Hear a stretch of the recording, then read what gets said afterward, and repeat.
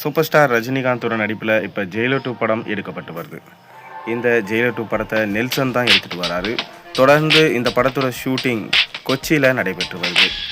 மேலும் இந்த படத்தை தொடர்ந்து தலைவர் 173 படம் சிபி சக்கரவர்த்தி தான் எடுக்க போகிறாரு. டான் படத்தை எடுத்ததன் மூலமாக இந்த படத்தை எடுக்கும் வாய்ப்பு இவருக்கு.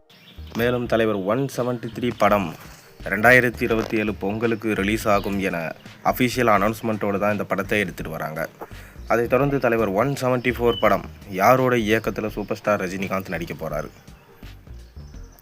இந்த படத்தை ஷங்கர் எடுக்க அதிக வாய்ப்பு இருக்கிறதா சொல்லப்பட்டு, முதல்வன் படத்துடைய 2ஆம் பாகத்தோட கதையை தான் ரஜினிகாந்திடம் ஸ்டோரியை நரேட் பண்ணியிருக்காராம் நம்ம ஷங்கர்.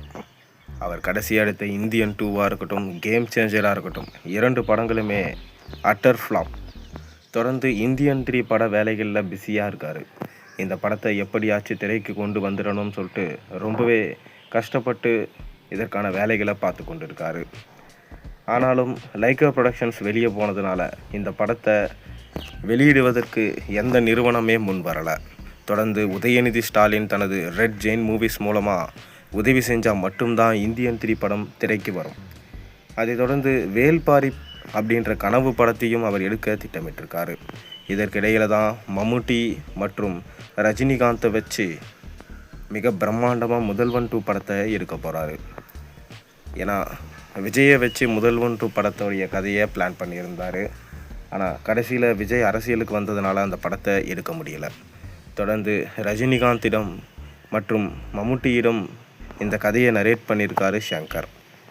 அவங்களுக்குமே பிடிச்சு போக இது தலைவர் 174 படமாக உருவாக அதிக வாய்ப்பு இருக்கிறதா சொல்லப்படுகிறது.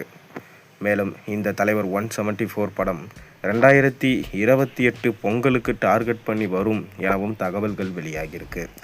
இந்த படத்தில் இன்னுமே நிறைய முக்கியமான பிரபலங்கள் நடிக்க போவதாகவும், அரசியல் களத்தில் எப்படி மாறுபட்ட ஒரு வித்தியாசமான கதையை கொண்டு வர முடியுமோ அந்த மாதிரி ஒரு கதையை தேர்ந்தெடுத்திருக்கிறதாகவும், கண்டிப்பாக கேம் சேஞ்சர் போல் இந்த படம் சேஞ்ச் பண்ணாது, மக்களுக்கு பிடித்த மாதிரி இருக்கும் என ஷங்கர் பேசியிருக்காரு.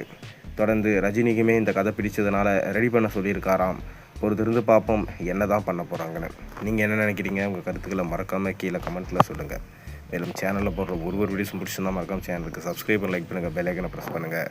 அப்போ தான் நான் போகிற வீடியோஸ் எல்லாம் உங்களுக்கு நோட்டிஃபிகேஷனாக வந்து சேரும்.